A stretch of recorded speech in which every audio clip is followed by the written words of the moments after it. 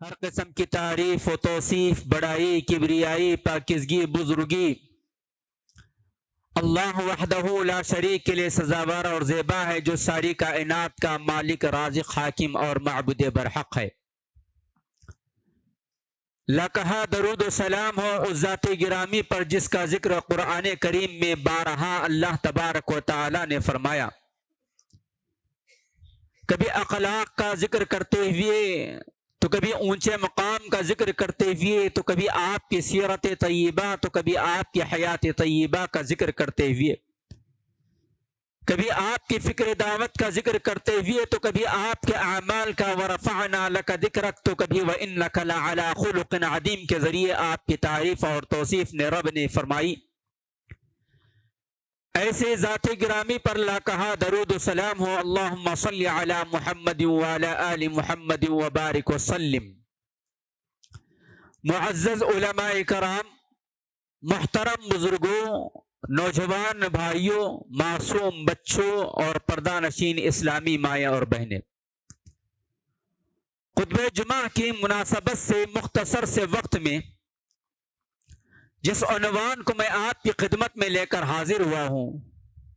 وہ ایک اہم ترین اور طویل ترین عنوان ہے، اور حالات کی عکاسی کرتے ہوئے اس عنوان کو میں نے لے کر حاضر ہوا۔ عنوان ہے شان رسالت میں گستاخی۔ حاضرین جمعہ، وقت مجھے اس بات کی اجازت نہیں دیتا کہ اس طویل ترین اور اہم ترین عنوان کو آپ کے سامنے صرف اور صرف 15 منٹ کے اندر میں اس کی وضاحت کر سکوں۔ البتہ چنندہ کچھ باتیں آپ کے سامنے رکھنے کی کوشش کروں گا۔ اور اس عنوان کو لے کر حاضر ہونے کی ضرورت کیوں محسوس کی گئی؟ اس لیے کہ آج ہم اور آپ جانتے ہیں کہ پچھلے 1 ماہ پہلے سے رسول اللہ صلی اللہ علیہ وسلم کی شان میں گستاخانہ جسارت کرنے والا ملک فرانس، اس نے اپنے حدود پار کرتے ہوئے شان رسالت کے میں گستاخی کی اور عالم اسلام کے مسلمانوں کی دل آزاری کی، اور اس تعلق سے امت مسلمہ اپنے جذبات اور احساسات کا اظہار کرتی رہی، چاہے وہ کسی بھی ملک کے اندر کیوں نہ ہو، جہاں اقلیت کے تئیں رہنے والا یہ مسلم طبقہ ہو یا اکثریت، یا جہاں ان کی حکومتیں پائی جاتی ہیں۔ بہرکیف اس تمہیدی کلمات کے بعد میں آپ کے سامنے رسول اللہ صلی اللہ علیہ وسلم کی شان میں گستاخی کرنے والوں کیا حشر ہوتا ہے، اور آپ علیہ السلام کی شان میں یہ گستاخیاں کب سے کی جا رہی ہیں، اور ایسے حالات میں ہمیں اور آپ کو کیا کرنا چاہیے، ان اشارات اور کنایات پر میری گفتگو ہوگی۔ حاضرین جمعہ، اللہ تبارک و تعالی نے رسول اللہ صلی اللہ علیہ وسلم کی شخصیت کو، آپ کی ذات کو بڑی بلند بنایا اور بڑی بابرکت شخصیت بنایا، بزرگ ترین شخصیت بنایا۔ اللہ سبحانہ و تعالی کے بعد اگر کوئی کائنات کے اندر اور تمام تر مخلوقات میں سب سے افضل ترین اور سب سے بزرگ ترین اگر کوئی ذات ہے تو رسول اللہ صلی اللہ علیہ وسلم کی ذات ہے۔ اللہ سبحانہ و تعالی نے آپ کا مقام بلند ذکر کرتے ہوئے فرمایا، وَرَفَعْنَا لَكَ ذِكْرَكَ، اے نبی علیہ السلام، ہم آپ کے ذکر کو بلند کر دیا ہے، ہم آپ کے ذکر کو جو ہے، آپ کے مقام کو بہت اعلیٰ اور عرفہ بنا کر پیش کیا ہے۔ جس ذات کے بارے میں رب کائنات نے گواہی دی ہو کہ اس کی ذات بڑی اونچی ذات ہے، اس کا مقام بہت بلند مقام ہے، ایسی ذات گرامی کے بارے میں اگر ہماری زبانوں سے آپ کی عظمت یا آپ کی تعریف نکل بھی جائے تو کوئی فائدے کی بات نہیں ہے، اور نہ ہماری زبانیں ساتھ دے سکتی ہے، نہ ہمارا قلم ساتھ دے سکتا ہے، نہ ہماری زبانوں کے اندر اتنی طاقت ہے، نہ ہمارے الفاظ کے اندر اتنا جادو ہے کہ ہم نبی علیہ السلام کی تعریف بیان کر سکے۔ جو کچھ بھی ہم کہتے ہیں یا جو کچھ بھی آپ کو تعارف کروا سکتے ہیں، یہ ہماری اپنی سعادت مندی کی بات ہے، یہ ہماری خوش نصیبی کی بات ہے کہ ہم رسول اللہ صلی اللہ علیہ وسلم کی عظمت کے ترانے گاتے ہیں، ہم رسول اللہ صلی اللہ علیہ وسلم کی تعریف اور توصیف اور آپ پر درود پڑھتے ہیں اور آپ پر سلام پڑھتے ہیں، یہ ہمارے لیے باعث اجر و ثواب بھی ہے اور باعث شرف و عزت بھی ہے۔ حضرات، آپ علیہ السلام کی زندگی کا مطالعہ ہمیں اور آپ کو بتاتا ہے، چاہے وہ قبل نبوت کی زندگی ہو یا بعد از نبوت کی زندگی ہو، آپ صلی اللہ علیہ وسلم کی حیات طیبہ کا ایک ایک لمحہ، ایک ایک ورق، روزانہ کے شب و روز کے جو معاملات ہیں، آپ کے اخلاق، آپ کا کردار، آپ کا چلنا پھرنا، آپ کا کھانا پینا، آپ کا لین دین، آپ کے معاملات اور آپ کا تعلق اپنے رب سے اور آپ کا تعلق اپنے رشتہ داروں سے اور آپ کا تعلق اپنے دوست احباب سے اور آپ کا سلوک غیروں کے ساتھ، آپ کا سلوک حیوانوں کے ساتھ، آپ کا سلوک جانوروں کے ساتھ، آپ کا سلوک بچوں کے ساتھ، آپ کا سلوک قیدیوں کے ساتھ، آپ کا سلوک بیواؤں کے ساتھ، آپ کا سلوک یتیموں کے ساتھ، آپ کا سلوک غریبوں کے ساتھ، آپ کا سلوک مفلسوں کے ساتھ، آپ کا سلوک درختوں کے ساتھ، آپ کا سلوک زمین کے ساتھ، اگر اس کا مطالعہ اگر ہم کرتے ہیں تو شاید کہ دنیا میں آپ جیسی شخصیت پیدا ہو ہی نہیں سکتی، شاید نہیں بلکہ بالکل یقین ہے، ہمارا ایمان ہے کہ آپ صلی اللہ علیہ وسلم جیسی شخصیت نہ دنیا میں پیدا ہوئی اور نہ پیدا ہو سکتی ہے۔ خود آپ صلی اللہ علیہ وسلم نے اپنا تعارف کرواتے ہوئے کہا کہ میں ابن آدم کا سردار ہوں، میں ابن آدم کا سردار ہوں، اور آپ صلی اللہ علیہ وسلم کا مقام بلند یہ ہے کہ آپ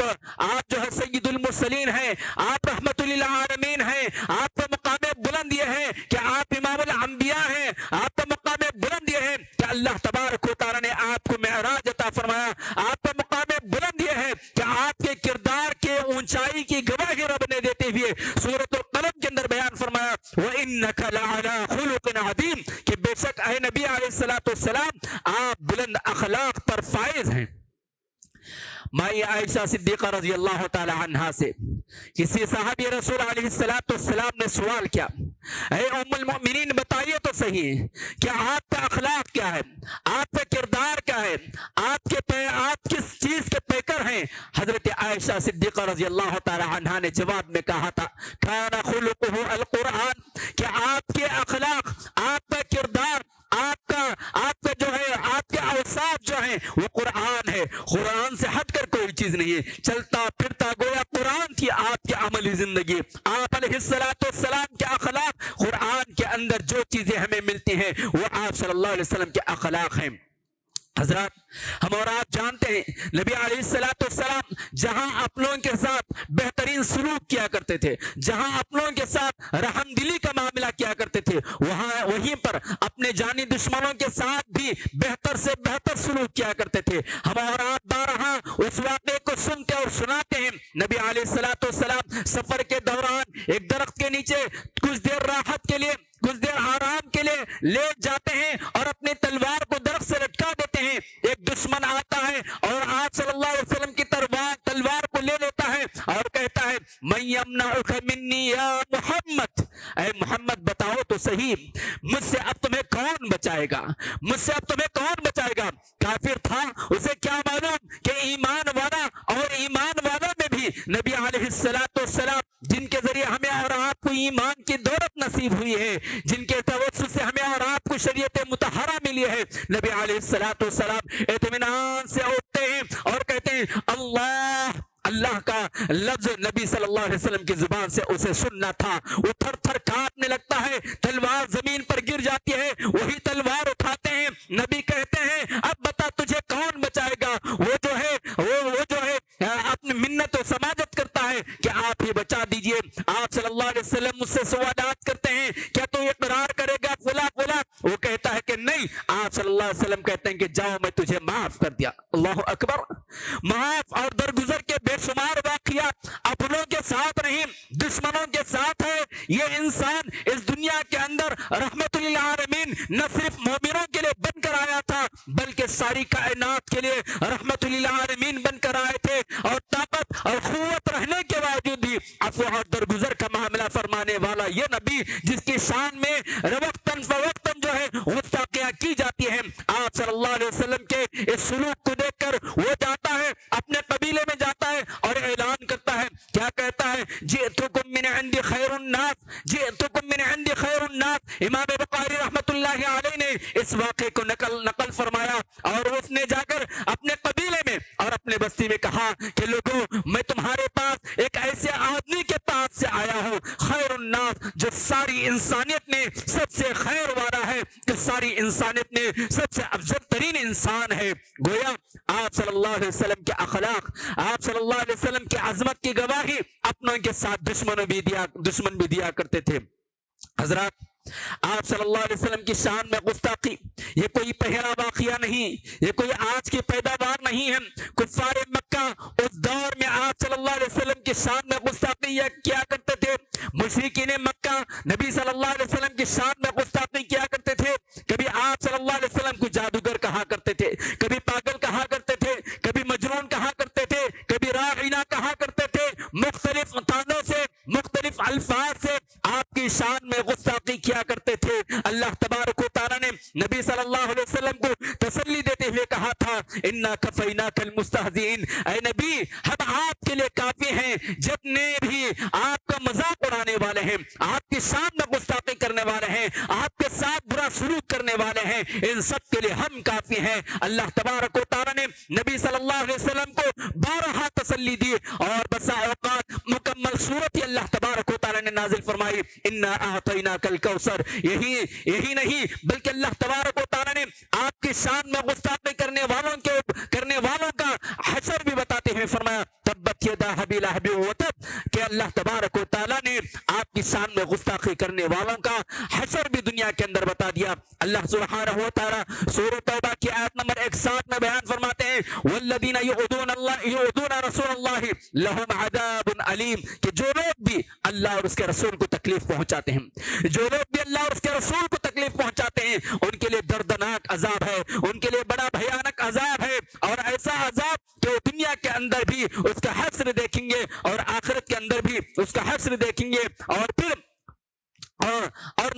دوسری آیت میں اللہ تبارک و تعالیٰ نے بیان فرمایا کہ اللہ تبارک و تعالیٰ نے فرمایا سورہ احزاب کی آیت نمبر 57 میں ان الذین یعودون اللہ ورسولہ لعنہم اللہ فی الدنیا والآخرہ واعد لهم عذابا مہینا، کہ جو لوگ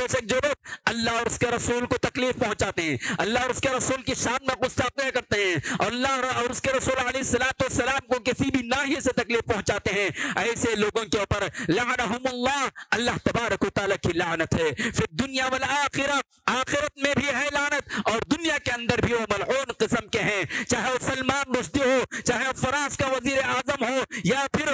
ڈنمارک کا گستاخانہ کارٹون شائع کرنے والا ملعون ہو، یا ابو لہب ہو، یا ابو جہل ہو، یا جتنے بھی، یا فاطمہ نسرین ہو، یا تسلیمہ نسرین ہو، جتنے بھی جو ہے آپ علیہ الصلوۃ والسلام کی شان میں وقتاً فوقتاً گستاخیاں کرتے ہیں، یہ سب کے سب ملعون ہیں، یہ سب کے سب اللہ تبارک و تعالیٰ کی لعنت اور مومنوں کی لعنت اور فرشتوں کی لعنت کے حقدار ہیں۔ اللہ سبحانہ و تعالیٰ نے فرمایا وَأَعَدَّ لَهُمْ عَذَابًا مُهِينًا، اور بڑا ہی ذلیل اور رسوا کن عذاب جو ہے ان کے لیے اللہ سبحانہ و تعالیٰ قیامت کے دن بھی تیار فرما رکھے ہیں، کہ دنیا کے اندر بھی لعنت ہے اور آخرت کے اندر بھی ان ملعونوں کے لیے بڑا ہی دردناک عذاب ہے۔ حضرات، ہم اور آپ جانتے ہیں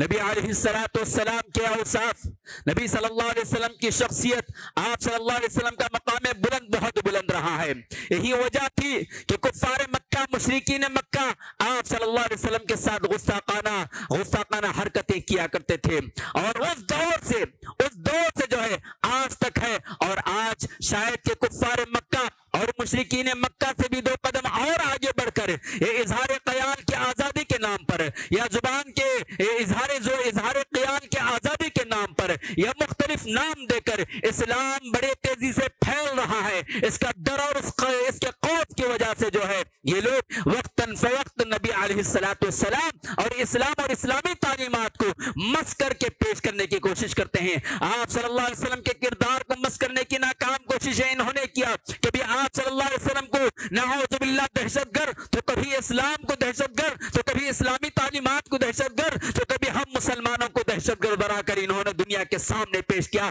تاکہ اسلام کی نفرت پھیل جائے اور اسلام پھیلنے اور پھولنے سے دب جائے، لیکن ایسا ہونے والا نہیں ہے، بلکہ جتنا اسلام کے خلاف یہ لوگ دبائیں گے اتنا ہی اس کے اندر ابھرنے کی صلاحیت ہے۔ اللہ تعالی علامہ اقبال نے کہا ستیزہ کار رہا ہے ازل سے تا امروز، ستیزہ کار رہا ہے ازل سے تا امروز، چراغ مصطفی سے شرار بولہبی، کہ ابو لہب جس نے نبی علیہ السلام کی شان میں گستاخی کی، لیکن اس کے باوجود مکے کی ہر وادی کے اندر اور عرب کے ہر وادی کے اندر اور عرب کے ہر قبیلے کے اندر اسلام پھیلتا رہا اور پھولتا رہا، اور دشمنان اسلام آپ صلی اللہ علیہ وسلم کے غلام بنتے رہے اور آپ صلی اللہ علیہ وسلم کی تعلیمات کو اپناتے رہے۔ در حقیقت آج وقتاً فوقتاً یہ ملکی سطح پر یا عالمی سطح پر یا سیاسی سطح پر یا شہری سطح پر صحافتی سطح پر نبی صلی اللہ علیہ وسلم کی شان میں گستاخی کا ایک اہم سبب یہی ہے کہ آج مغربی دنیا کے اندر ہم اور آپ جانتے ہیں کہ مغربی دنیا کے اندر یورپی ممالک کے اندر اسلام بڑی تیزی کے ساتھ پھیل رہا ہے۔ سب سے زیادہ تیزی کے ساتھ پھیلنے والے مذاہب کے اندر اسلام کا مقام ہے، اسلام کا نام زیادہ ہے، اور اسلام خاص طور پر ان 10-12 سالوں کے درمیان اسلام کی تعلیمات جس قدر عام ہوتی گئی اور اسلام کو اپنانے والوں کی تعداد جس قدر بڑھتی گئی، اس ڈر اور اس خوف کے ذریعے اس ڈر اور اس خوف کا جو ہے وقتاً فوقتاً اسلام اور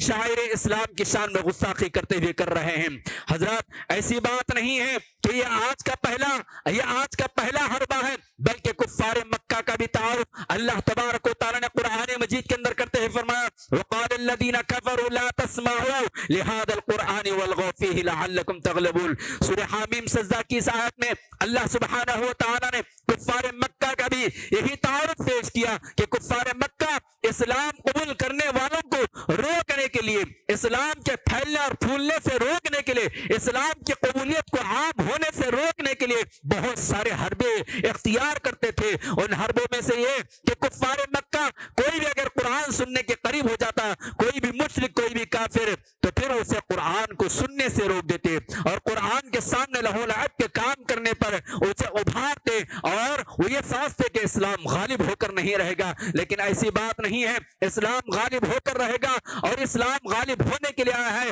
چاہے وہ کافر نہ پسند کرے، مشرک نہ پسند کرے، باوجود اس کے اسلام پوری دنیا کے اندر پھیل کر رہے گا، غالب ہو کر رہے گا۔ اللہ تبارک و تعالی نے قرآن کریم کے اندر کفار مکہ کے ان تمام چیلنجز کا جواب دیتے ہوئے فرمایا تھا کہ اسلام بالکل غالب ہونے کے لیے آیا ہے اور غالب ہو کر رہے گا، اور اگرچہ کہ کفار نہ پسند کرے یا مشرک نہ پسند کرے۔ بہرکیف خلاصہ کلام یہی ہے کہ ایسے مواقع پر ہمیں اور آپ کو کیا کرنا چاہیے؟ ہمیں اور آپ کو کیا کرنا چاہیے؟ سب سے پہلے ہمیں اور آپ کو اس بات کو جان لینا چاہیے کہ آج اسلام کے لیے مرنے کی ضرورت نہیں ہے، اسلام کے لیے جینے والوں کی ضرورت ہے۔ آج نبی کی صرف ذات سے محبت نہیں، بلکہ نبی کی باتوں کے ساتھ بھی محبت کرنے کی ہمیں ضرورت ہے۔ نبی کی چھوٹی چھوٹی سنتوں سے لے کر بڑے بڑے احکامات تک آپ صلی اللہ علیہ وسلم سے محبت کرنے کی ہمیں ضرورت ہے۔ لہٰذا ہمیں جذبات سے کام لینا نہیں چاہیے، جذبات کے اندر ہوش نہیں کھونا چاہیے۔ ہوش میں رہتے ہوئے ہم نبی علیہ السلام اور اسلام کی تعلیمات یا اسلام کے خلاف جو بھی آوازیں اٹھتے ہیں اس کا جواب ہمیں ہر طریقے سے دینا چاہیے، ہمیں ہر طریقے سے دینا چاہیے، زبان سے، قلم سے، صحافت سے، سیاست سے، اپنے زور و بازو سے، تمام تر اسباب کو اپناتے ہوئے اس کا جواب ہمیں اچھے انداز میں دینا چاہیے۔ دوسری چیز، ہمیں پرامن احتجاج بھی کرنا چاہیے، ملک کے قانون، ملک کے قوانین کو سامنے رکھتے ہوئے، مقامی ملک کے قوانین کو سامنے رکھتے ہوئے کسی بھی طرح کا نقصان نہ حکومتوں کو ہونا چاہیے، نہ عام پبلک کے کسی بھی چیز کو نقصان نہ پہنچاتے ہوئے ہمیں جو ہے ایک دوسرے کے حقوق کی پامالی کے خلاف آواز اٹھانا چاہیے کہ یہ اسلام اور اہل اسلام اور یہاں کا قانون ہمیں اس بات کا حق دیتا ہے کہ ہر مذہب والے کا ادب و احترام کیا جائے۔ اس طرح ہمیں پرامن احتجاج کرنا چاہیے۔ اور تیسری چیز جو ہمیں اور آپ کو اس وقت کرنا ہے وہ یہ ہمیں اور آپ کو جو اس وقت کرنا ہے وہ یہ کہ سب سے پہلے تو قاب غفلت سے بیدار ہونا پڑے گا. ہمارے آبا و اجداد جو کارنامے انجام نہیں دیے تھے، جس کی وجہ سے آج ہمیں یہ سب کچھ دن دیکھنے کو پڑ رہے ہیں، وہ یہی کہ دعوت اللہ کا فریضہ ہم نے اور آپ نے انجام نہیں دیا. دعوت اللہ کا فریضہ اگر ہم انجام دیں گے تو پھر کسی بھی مشرک کی یا کسی بھی کافر کی یہ ہمت، یہ جرت، یہ جسارت نہیں ہوگی کہ وہ اسلام کے خلاف بولتا رہے. بلکہ اسلام کا صحیح تعارف اگر اس کے سامنے پیش کیا جائے گا تو ایک بڑا طبقہ ایسا بھی ہے جو پازیٹو سوچتا ہے، مثبت ذہن رکھتا ہے، مثبت ذہنیت اس کی ہے اور اچھائیوں کو قبول کرتا ہے. لہٰذا یہ ہماری ہی غفلت اور ہماری ہی خامیاں اور ہماری غلطیاں ہیں کہ ہم نے دعوت اللہ کا فریضہ انجام نہیں دیا. لہٰذا ہمیں نبی علیہ الصلوۃ والسلام کی سیرت کو اور اسلام کی پیاری پیاری تعلیمات کو اور آپ کے اخلاق اور آپ کے کردار کو جو ہے ہر زبان میں عام کرنا چاہیے. زبان سے، قلم سے، صحافت سے، ہر زبان میں عام کرنا چاہیے. اسلام کا اور نبی صلی اللہ علیہ وسلم کے سیرت کا لٹریچر اس قدر عام ہو جائے کہ گھر گھر ہمارا یہ پیغام پہنچ جائے اور وہ سوچنے پر مجبور ہو جائے کہ جس ذات کی شان میں گستاخیاں کی جا رہی ہیں اس ذات کا تعارف تو ہمارے سامنے یہ ہے، اس ذات کا آئینہ تو ہمارے سامنے یہ ہے. اس طرح ہمیں جو سب سے اہم کام کرنا ہے وہ کام یہ ہے کہ سیرت نبی علیہ الصلوۃ والسلام کو ہر زبان میں ہر جگہ عام کرے. تیلگو، کنڑا، تمل، ملیالم، ہر زبان کے اندر ہمیں گھر گھر عام کرے. شخصی طور پر پہنچے، اجتماعی طور پر پہنچے، شاپ دکان دکان، محلہ محلہ پہنچے اور خریوں تک پہنچے اور پہنچ کر جو ہے ہمیں نبی صلی اللہ علیہ وسلم کی سیرت کا تعارف کروانا ضروری ہے. کیوں؟ اس لیے کہ ذالک الدین القیم، کہ یہی دین جو ہے قائم ہونے والا ہے، یہی دین سچا ہے. لیکن ولکن اکثر الناس لا يعلمون، لیکن اکثر لوگ جانتے نہیں ہیں. اس لیے یہ گستاخیاں ہو رہی ہیں. اس کی یہ نہیں جاننے کی وجہ یہی ہے کہ جس امت کو اللہ تبارک و تعالیٰ نے، جس قوم کو دعوت اللہ کے فریضے کے انجام دہی کے لیے پیدا کیا تھا، وہ دعوت اللہ کے بجائے جو ہے اپنی اپنی مصروفیات میں مشغول ہے. اس لیے ایسا ہو رہا ہے. لہٰذا ہم سب کو چاہیے کہ دعوت اللہ کا فریضہ انجام دیں. اور آخری بات یہی ہے کہ ہم سب کو جو ہے نبی صلی اللہ علیہ وسلم کے تعلق سے سیرت طیبہ کے پیغامات، سیرت طیبہ کے خاص طور پر جو سنہرے اوراق ہیں اس کو عام کرنا چاہیے اور آپ کے کردار کو دنیا انسانیت کے سامنے واضح کرنا چاہیے. جس آدمی کے اندر جو صلاحیت ہے، زبان والا زبان سے، قلم والا قلم سے، پیسے والا پیسے سے، دائی جو ہے دعوت کے ذریعے، ہر آدمی ہر زبان کے ذریعے اسلام کے پیغام کو عام کرے. اللہ سبحانہ و تعالیٰ سے دعا ہے اللہ تبارک و تعالی ہم سب کو نبی علیہ الصلوۃ والسلام سے سچی محبت کرنے والا بنا دے. ہم سب کو آپ کی ذات کے ساتھ ساتھ آپ کی تعلیمات سے اور آپ کے احکامات سے اور آپ کی چھوٹی بڑی تمام سنتوں سے محبت کرنے والا بنا دے. اے اللہ اسلام کے پیغام کو دنیا انسانیت تک ہمیں پہنچانے والا بنا دے. اے اللہ ہمیں غفلت سے بیدار ہونے کی توفیق عطا فرما. اے اللہ ہمیں دنیا کے چپے چپے تک اسلام کا سچا تعارف کرانے کی ہمیں توفیق عطا فرما. اے اللہ جس مقصد کے تحت تو نے ہمارا وجود بخشا تھا اس مقصد کو ہمیں سمجھ کر میدان میں اترنے کی ہمیں توفیق عطا فرما. اے اللہ